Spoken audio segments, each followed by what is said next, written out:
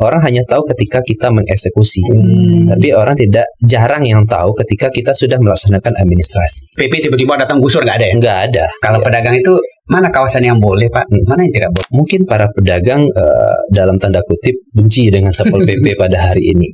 Tapi mayoritas penduduk Kota Padang pada hari ini membenarkan hal itu. Sama ini kelihatan emang rame gitu. Dan pasti kita mau dagang gitu kan. Itu solusinya gimana Pak? Judulnya apa? Kopi keliling kan? Iya. Tapi pernah nggak kita lihat dia keliling? Kalau di kota tua nih Pak. Sekarang kan kalau udah banyak tuh di trotoarnya banget. Iya. Nah itu gimana pandangan Pak Chandra ngelihat hal tersebut? Dan apakah nanti efeknya akan ada penggusuran mungkin? Bagi kami pada hari ini saya tekankan tidak ada Rp1 pun akan mereka keluarkan ketika mereka benar-benar perdana dan tidak sampai ke proses pengadilan.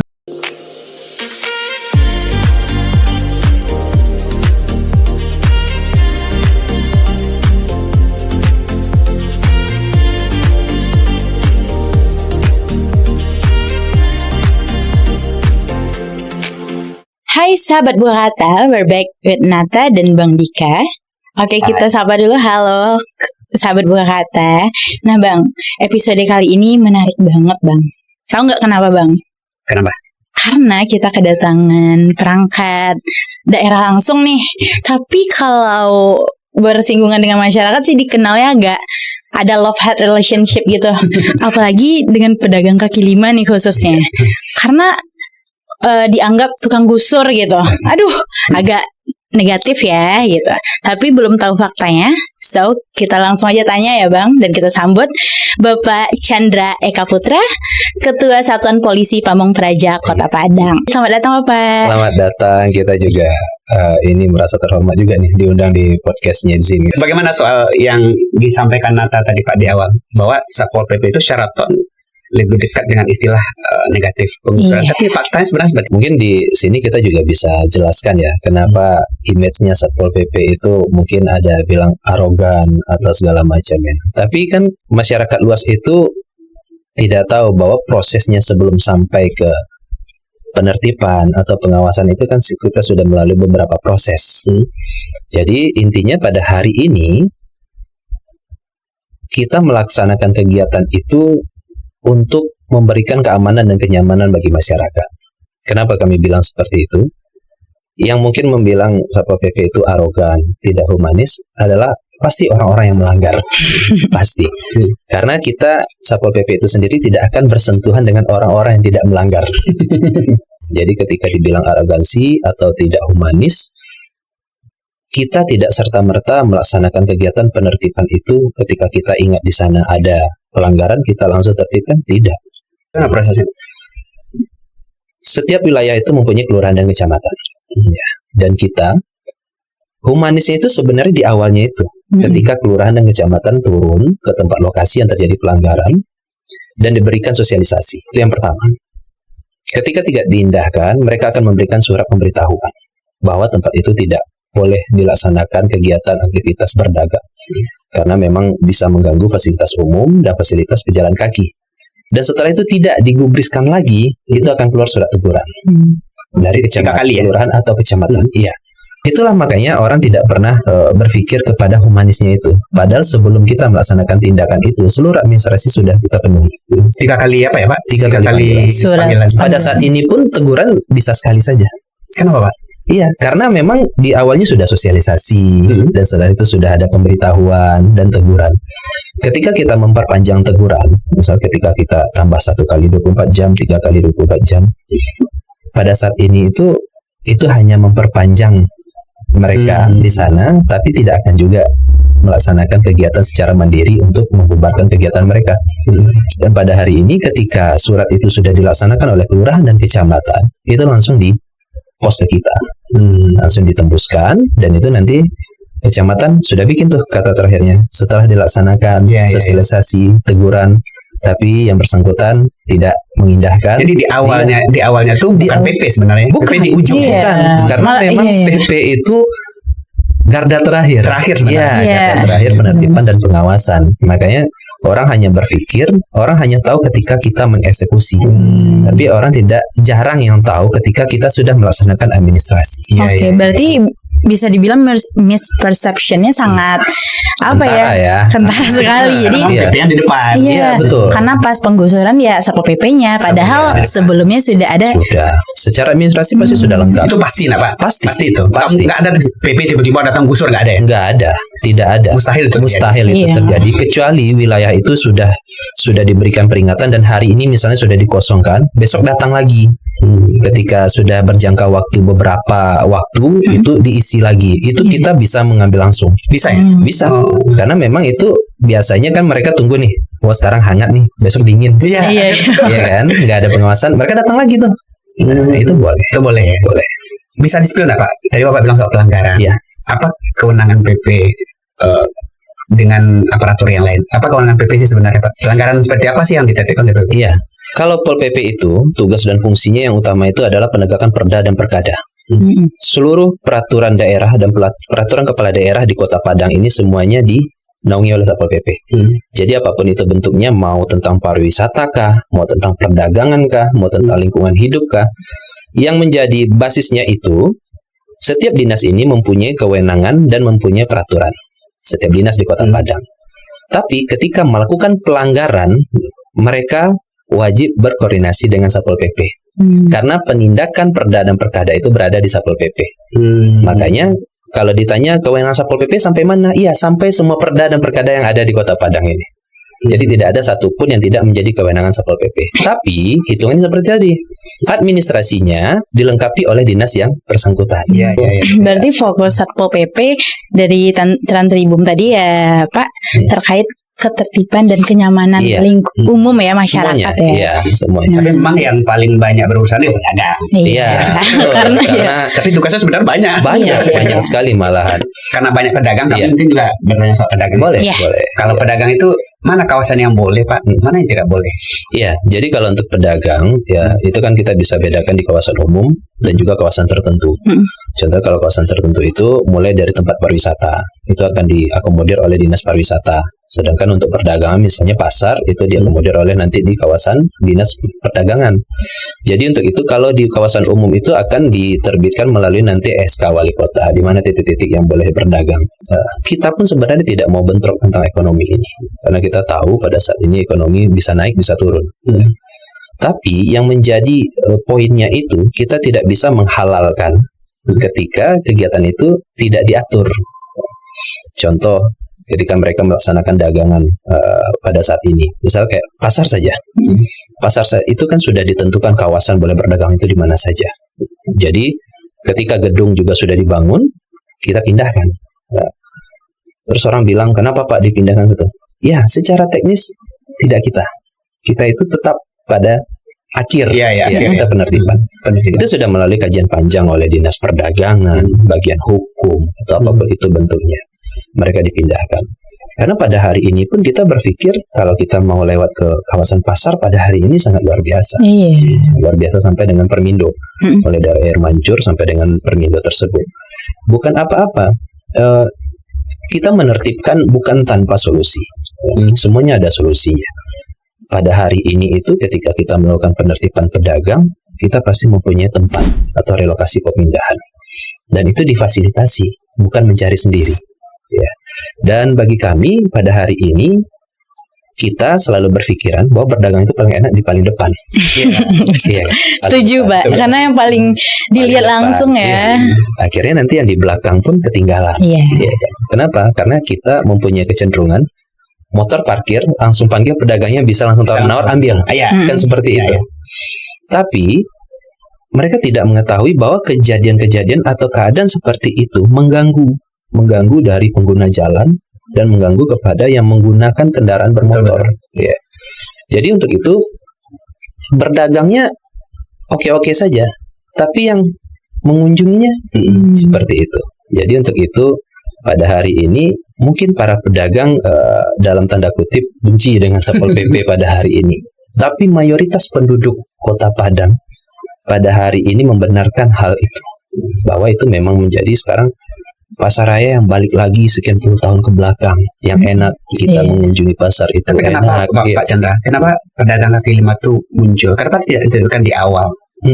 Ya, itu kalau Sani itu kan masalah kita juga nggak tahu ya di awalnya seperti apa. Karena memang itu sudah berlangsung mungkin bisa puluhan tahun. Puluhan tahun ketika itu. Tapi kalau khusus dari Pasaraya, itu sebenarnya bukan muncul seperti itu saja. Karena memang mereka direlokasi ketika gempa. Ya, gempa. Tahun 2009. Iya. Dulu kan bersih tuh. Iya. Setelah gempa kan memang habis. diperbolehkan nggak salah dulu. Iya, memang diperbolehkan. Makanya ketika hari ini bangunannya sudah dibangun, kita Kembali lagi lakukan ya. penertiban lagi, pengawasan lagi. Jadi kita kembalikan fungsi pasar itu seperti apa. Seperti itu. Ada semacam apa, Pak? Ada semacam pertanda ini nggak boleh nih. Ini boleh nih. Sebenarnya kan kalau dari itu, makanya saya bilang tadi, dia ada dua tentang fasilitas umum dan juga tentang kawasan. Kita banyak kok memasang kawasan ini dilarang berdagang. Tapi yang menjadi problem kita kan ketika dipasang umur cuma seminggu. Oh begitu ya. Jadi hilang peringatannya ya. Hilang, ininya hilang, itunya hilang, besinya hilang, kan seperti itu. Ya. Jadi pemberitahuan itu sebenarnya sudah banyak dipasang oleh Pemkot Padang, tapi nggak berumur lama. Ya. Tapi memang pedagang kaki lima, pedagang kaki lima itu apa ya, Pak? Secara teori ya, secara ekonomi kan lebih menguntungkan. Mereka nggak bayar tempat. Betul. Mereka nggak bayar pajak juga nggak, pajak juga nggak ya? Iya. Pajak saja. Gitu, Iya. gitu. Artinya secara teori Iya. akan banyak muncul nih Betul. pasti pedagang kaki lima karena lebih mudah. Kalau kita bisnis misalnya, Pak, kan mahal ya. Iya, betul. Sewa tempat, Sewa tempat, pajaknya. Gimana cara lihat itu? Karena kan bisa dibilang jangankan Indonesia, seluruh dunia ini pasti ada pedagang kaki limanya. Tapi kan perbedaannya cuma dua. Yang pertama itu diatur atau tidak diatur. Kan seperti itu. Kita tidak akan bisa menghindari ketika negara atau daerah kita daerah berkembang, itu tidak akan bisa kita hindari dari kelonjakan ekonomi. Karena memang semakin lama kebutuhan ekonomi itu akan semakin tinggi. Dan lapangan kerja itu tidak tersedia sepenuhnya. Betul. Ya. Jadi orang masyarakat kita akan mencoba berinovasi seperti apa. Iya. Dan itu semuanya kita dukung. Karena itu kan juga memberikan aspek ekonomi yang menguntungkan. Tapi pada hari ini kuncinya bagaimana kita menatanya. Bagaimana kita menatanya. Dan mungkin nantinya dia bisa berkontribusi ke daerah. Ya, melalui pendapatan asli daerah, PAD kan. Jadi mereka itu benar-benar dilindungi dan memang kita atur pada saat hari ini kayak di Perintis Kemerdekaan itu kan kita pindahkan ke Jalan Situjua. Orang sudah tahu kalau seandainya mau jajan sekarang di Gang Situjua. Nah itu juga jadi masalah tuh, Pak, soal pembeli ya. Nah waktu penertiban di Pasaraya, pedagang yang di itu kan juga banyak bicara tuh. Kenapa mereka tidak pindah? Karena pelanggannya lari gitu. Karena pelanggannya lebih Sudah kenal tempatnya ya, kenal Bang. tempatnya gitu. Iya. Makanya kami bilang ketika memang di suatu daerah itu kita sterilkan, kita bersihkan, pasti orang pelanggan ini akan bertanya kemana. Iya, harusnya ya. Iya, harusnya. Dan pastinya. Dan pastinya kita akan menunjuk tempatnya gitu. Iya, di sana gitu. Kalau mereka sudah berkumpul di suatu tempat yang kita legalkan, mereka akan lebih nyaman gitu. Tapi yang jadi permasalahan ketika kelompok ini kita pindahkan, tapi kelompok lain kita perbolehkan. Iya. Tapi pada hari ini kan tidak. Ketika kita memindahkan kelompok itu, ini benar-benar kita sterilkan. Merata ya. Iya, kita sterilkan. Jadi sebenarnya antara pengunjung atau tidak pengunjung itu sebenarnya bagi kami itu mindset saja. Contoh misal kayak pedagang kaki lima, Pak, kami tidak mempunyai pedagang atau segala macam. Seperti yang kita ketahui, perkembangan zaman pada hari ini itu smartphone, internet itu menjadi salah satu kebutuhan usaha. Kalau PP punya hak maksa, Bang. Kalau seandainya misalnya nih ada ruang buntu nih komunikasi antara PP dan pedagang, punya ruang maksa nggak? Bukan maksa, penegakkan. Kita harus laksanakan. Kita harus laksanakan. Makanya kami bilang tadi proses itu sebenarnya sudah panjang. Makanya kami bilang ketika sampai di Satpol PP, kita itu hanya menjalankan maktub yang sudah diberikan kepada kita. Karena di praktek kita lihat ada dua jalan keluar, Bang. Satu, pedagang bisa memindahkan sendiri. Yang kedua, ada yang dibawa. Betul. Nah itu betul.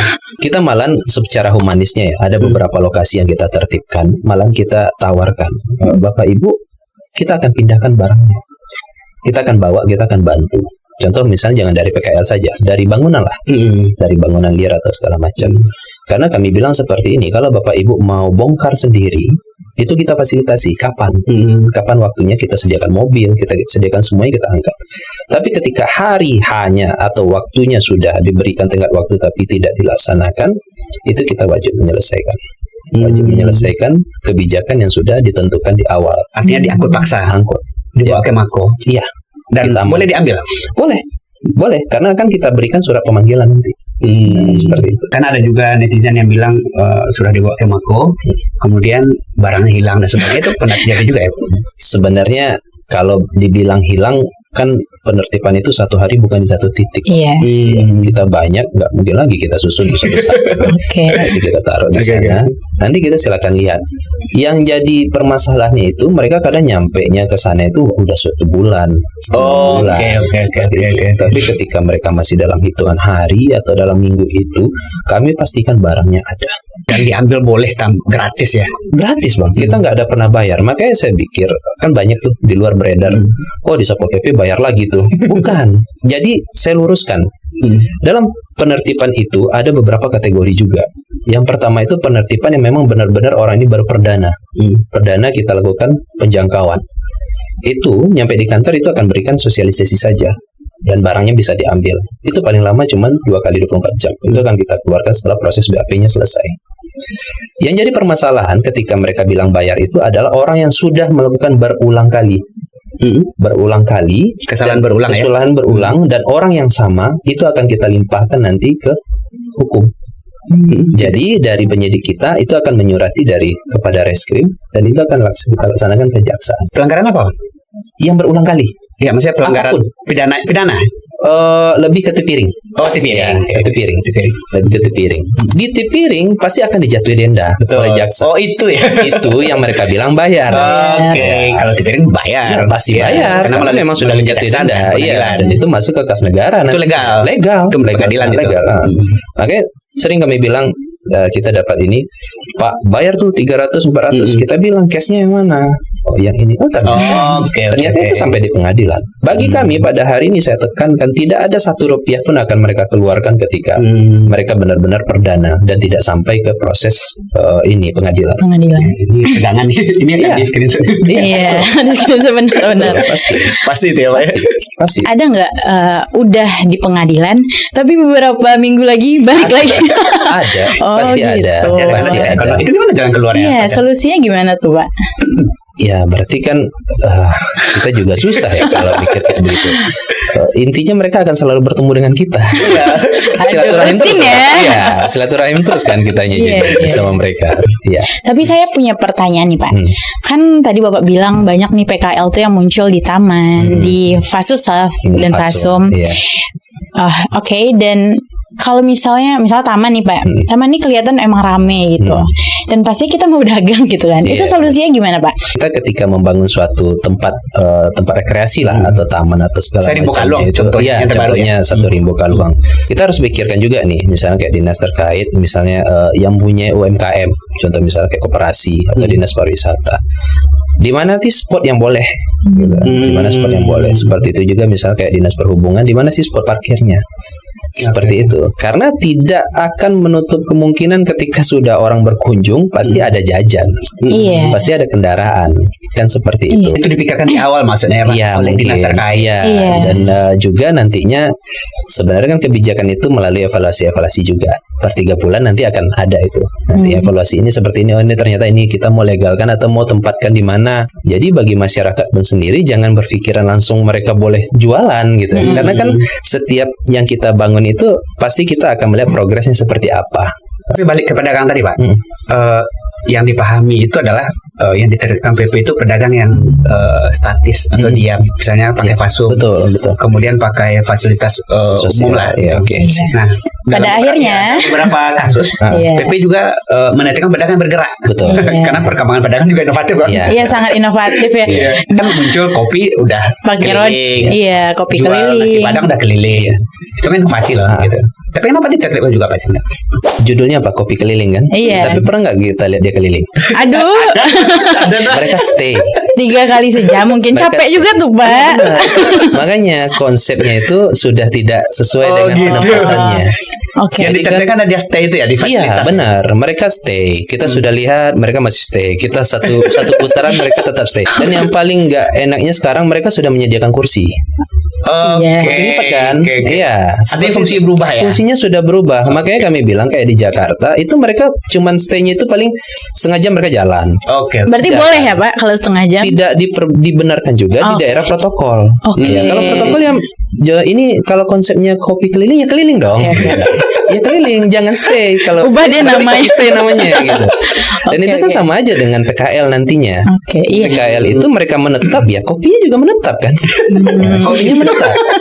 Kita lihat nih sekarang di ruas Khatib Sulaiman itu mereka sudah menyediakan Benar. kursi, sudah menyediakan ini babi bu segala macam, ada payungnya lagi. Di mana sekarang mereka taruh kursi? Pasti trotoar. Benar. Pasti di daerah wilayah rumput. Iya. Oke. Ya, itu diinjak. Mati itu rumput. Keliling itu konsepnya ketika mereka sudah stay di sini 3 jam, mereka stay lagi di situ 3 jam. Itu namanya stay, bukan keliling. Tapi 3 jam waktu yang masih rasanya masih apa ya Pak? Ketika 3 jam itu akan timbul tarikan nggak bang? Oh, Akan timbul ini nggak? Pembeli nggak? Akan mengurangi fungsi jalan nggak? Oke.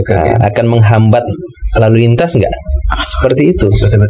Oke, Ya. berarti masih banyak misperceptionnya ya Pak.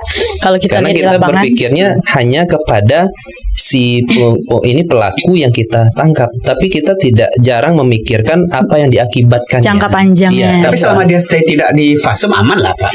bukan contoh sekarang di mana nggak dipasumnya bang? Misalnya kalau di kawasan Gor, Kawasan oke nggak pernah kita tertibkan. Nah, yang dekat Oh, begitu. parkir itu kan Contoh juga. sekarangnya mereka stay enggak di fasum tapi di badan jalan kan. Badan jalan adalah tempat yang memang kita pergunakan untuk pengguna jalan. Apa yang bawaan Pak Chandra untuk pedagang-pedagang yang mobilitasnya tinggi ini Pak? Iya, saya mengimbaukan seperti ini. Kita sesuaikan dengan konsepnya. Kalau emang keliling, keliling. Gitu. Kalau emang keliling, jangan kita menormalisasikan ketika Pak kan kita sudah berinovasi nih, kita sudah bagus, kita sudah mengeluarkan modal sekian besar untuk membuat itu. Betul, dan kita pun sangat berbangga bahwa anak-anak muda kita lah pada hari ini memang mereka mempunyai kreativitas untuk membuka itu. Tapi kita tidak boleh menormalisasikan bahwa kegiatan yang memakai badan jalan, yang memakai daerah protokol, jalur-jalur protokol itu kita perbolehkan. Tidak. Stay lah di mana maunya. Mau misalnya kayak di kampus, mereka stay di kampus kan nggak ada masalah. Oke. Mereka stay di tempat kerja nggak ada masalah. Dan nggak ada pernah di catatan kita tertibkan di tempat-tempat itu. Yang kita tertibkan itu pasti sepanjang jalan Ahmad Yani, Sudirman, yang itu memang bebas hambatan seperti itu. Karena jumlah ada banyak sekarang ya Pak. Sangat sekali, ya sangat sekali lah. Itu efek jangka panjang yang Iya. tidak kelihatan akhirnya ya. Iya. Oke. Mungkin ini lagi ya Bang, kan Satpol PP tadi fokusnya itu ketertiban, kenyamanan. Nah, fokusnya juga kalau penjual itu yang di trotoar-trotoar nih. Nah, kalau yang terbaru kita lihat ada plus minusnya. Kalau di Kota Tua nih Pak. Kota Tua sekarang kalau dulu ya saya kan sering ke Kota Tua tuh kayak jogging benar, gitu-gitu. iya. Kalau sampai malam nih kita minum gitu kan ke kafenya. Masih kelihatan sepi, steril. Nah, sekarang kan kalau udah banyak tuh di trotoarnya banget. Iya. Nah, itu gimana pandangan Pak Chandra ngelihat hal tersebut dan apakah nanti efeknya akan ada penggusuran mungkin atau bisa dijelaskan, Pak? Kalau jawabannya ada penggusuran tidak, pasti ada.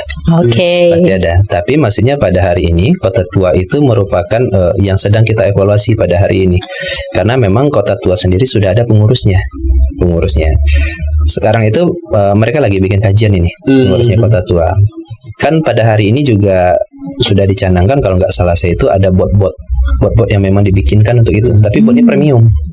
Bukan bot-bot yang biasa gitu. Dan pada hari ini kita baru juga konsultasi dalam minggu ini. Itu mau diapakan? Kalau seandainya mau dilegalkan, keluarkan surat wali kotanya. Bahwa tempat itu memang kita legalkan. Dan kalaupun tidak, bagaimana cara peruntukannya? Apakah dengan jam operasionalnya atau bagaimana? Dan itu kita masih menunggu. Kalau seandainya memang tidak ada rule, tidak ada peraturan yang mengikat, nanti akan kita bersihkan juga.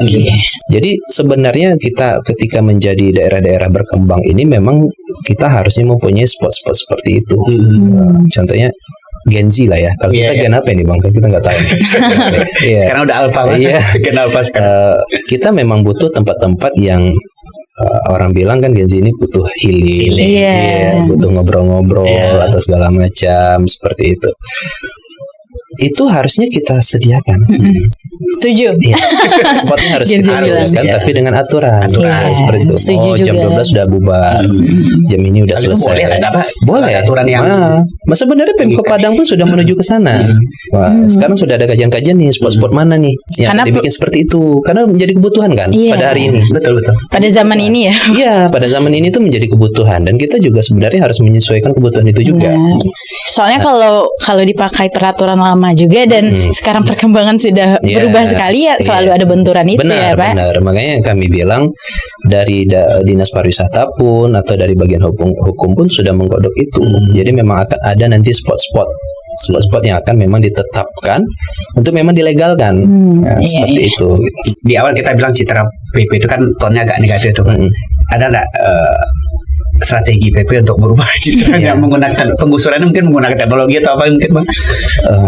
Pada hari ini sebenarnya Ada kan strategi khusus kita melihat di wajah Kota Padang itu selalu Pol PP itu dalam penertiban.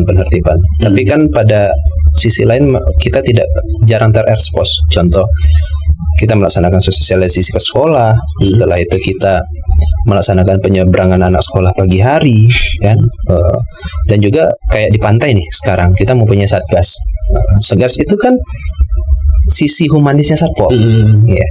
Mereka mengingatkan dan sosialisasi. Contoh pada hari ini juga di beberapa masjid kita setiap azan itu kita bubarkan kerumunan. Benar. Kita suruh masuk ke masjid sholat dulu bagi yang Islam seperti itu. Tapi itu semua kalah dengan yang ini. Aduh. Kalah dengan arogansi yang dibilang orang gitu. Padahal kalau dibilang tentang humanisnya banyak hal-hal humanis yang kita laksanakan. Apalagi di bencana kemarin. Bencana kemarin kan kita juga punya satuan perlindungan masyarakat yang memang tugasnya kebencanaan. Jadi bagi kami sebenarnya viral itu kan karena terjadi bentrok. Tapi kalau tidak terjadi keributan nggak akan viral. Betul. Nah, seperti itu. Mungkin lebih ke ini ya, Bang, kurang kenal, maka kan katanya kalau nggak kenal nggak sayang gitu ya, kurang kenal aja. Atau gitu. kenal banget. Kenal banget. Iya, kenal banget kan. Iya, ada dua Kan kemungkinan. sering berurusan. Iya, sering berurusan yang kayak tadi lah ya. Iya, Iya, iya. mereka pikir-pikir kita juga mikir mereka emang kangen sama kita atau memang gimana gitu. Oke, udah sampai di tahap itu Bapak Iya. pikir. Tapi yang pasti sebenarnya Pak Janda, tugas PP itu bukan penertiban sebenarnya, tapi menciptakan Iya, kita lebih ke Kenyamanan. ketertiban dan kenyamanan. Ketertiban. Karena memang penertiban itu kan masuk kepada Ujung-ujungnya subkegiatannya. aja sebenarnya. Iya, subkegiatan dari menciptakan ketertiban dan kenyamanan itu. Ya, itu sih Itu sebenarnya. fungsi utama sebenarnya, Pak. Fungsi utama Satpol PP itu kan menjalankan dan menegakkan perda dan perkada. Itu Iya. pertama banget tuh. Nah, perda dan perkada itu turunannya nanti menimbulkan menciptakan ketentraman dan ketertiban umum. Iya. Baru ada sub-subnya di bawah nih. Yang melanggar ketertiban umum itu apa saja. Nah, kan kita juga sudah tahu kan dari aspek mengganggu ketertiban umum itu seperti apa. Musik keras saja itu menjadi gangguan terantibum. Kalau itu dilaksanakan di wilayah pemukiman atau apapun seperti itu. Kota Padang ini Pak Janda, pengalaman Satpol PP, apa pelanggaran yang paling banyak terjadi? Pedagang lagi pelanggaran yang menyerobot wilayah Pasung Fasos Itu yang paling banyak ya. paling banyak. Karena apa ya? Karena tidak hanya pedagang, PP juga misalnya menertibkan anak sekolah, Iya, Iya, yang bolos ya. berkeliaran. betul. Iya, betul. PNS yang berkeliaran. Sampai ODGJ pun kan kita ODGJ, tertibkan. nah itu dia. Iya, betul. ODGJ. Makanya kami bilang semua peraturan yang ada di Kota Padang ini memang diampu oleh dinas-dinas terkait, Iya, iya. tapi untuk eksekusinya itu di Satpol PP. Bagaimana dengan dinas-dinas lain, Pak? Iya. Kan ODGJ tanggung jawabnya Dinsos. Iya, Dinsos. Ya, makanya seperti itu kita Satpol PP itu hanya bisa melakukan penjangkauan.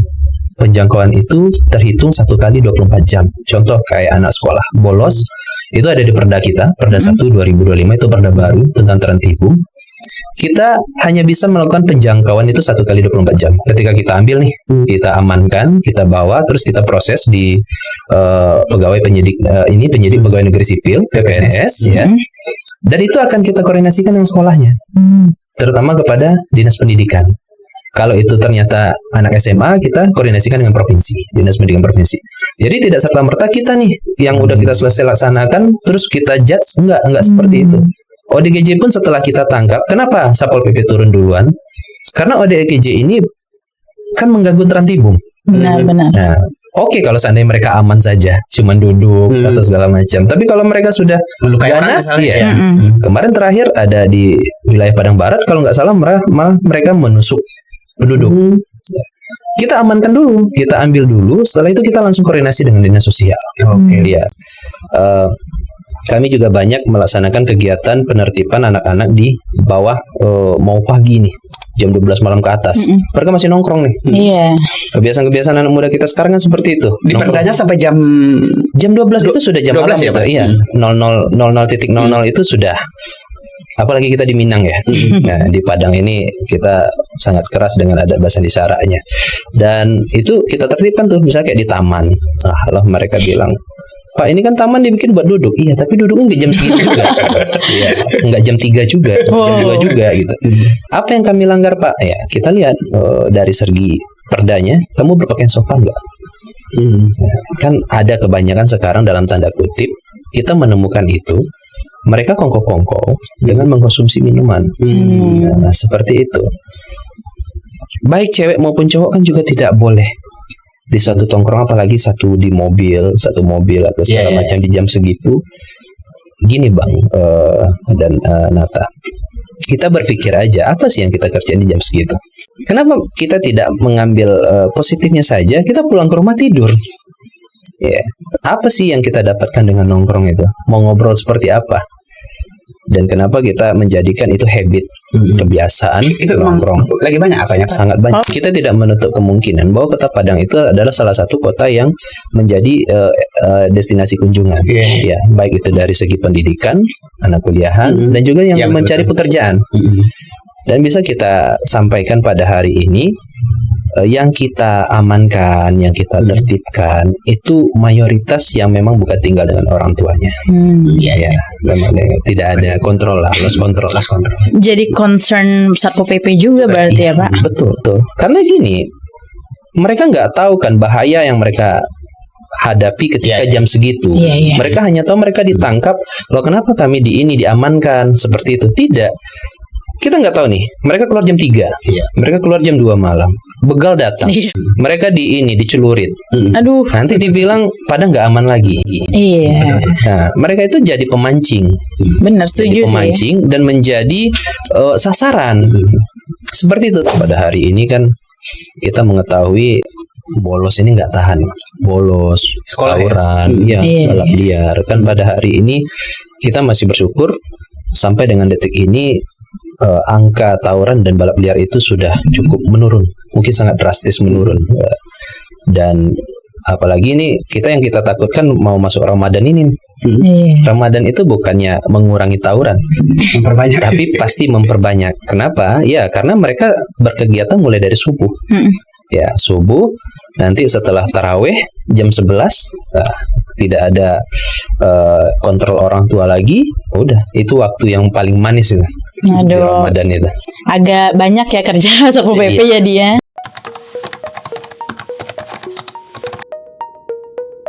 Kita merasa sangat terbantu, Bang. Karena Dubalang itu sistem kerjanya itu hitungnya dari jam 8 malam sampai jam 6 subuh. 8 malam sampai jam 6 subuh. Berarti malam aja. Malam aja. Malam. Kecuali ada kegiatan-kegiatan preventif atau insiden yang memang melibatkan mereka. Gangguan tertibu mensial itu kan kita yang bersihkan. KL ini segala macam sudah ada kita gitu. Tapi ketika malam kita mau mereka itu jadi trigger, mereka itu jadi tangannya kita untuk menyelesaikan masalah itu sebelum sampai ke kita dan sampai ke ranah kepolisian. Salah satu yang menggugurkan tawuran pada hari ini itu Dubalang. Karena konsepnya kita itu ya. Karena kita konsepnya jangan biarkan mereka banyak dulu baru dibubarkan. Kenapa? Satpol PP itu di Tan Malaka, iya kan? Untuk sampai ke Kuranji berapa butuh waktu? Oh benar sih. Iya kan? Nah, apalagi nyampe Kota Tangah, nyampe di sini aja. Udah selesai Bang.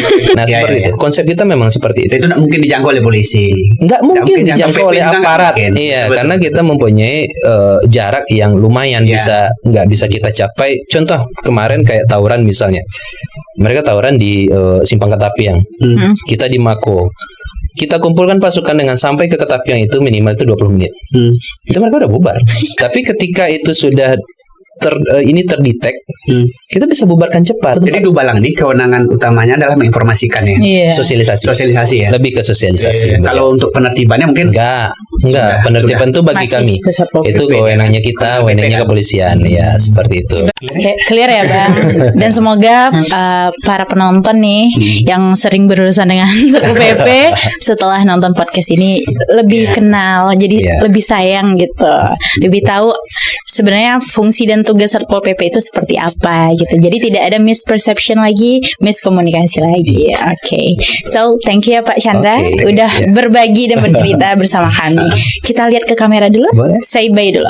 Bye classy people. Dan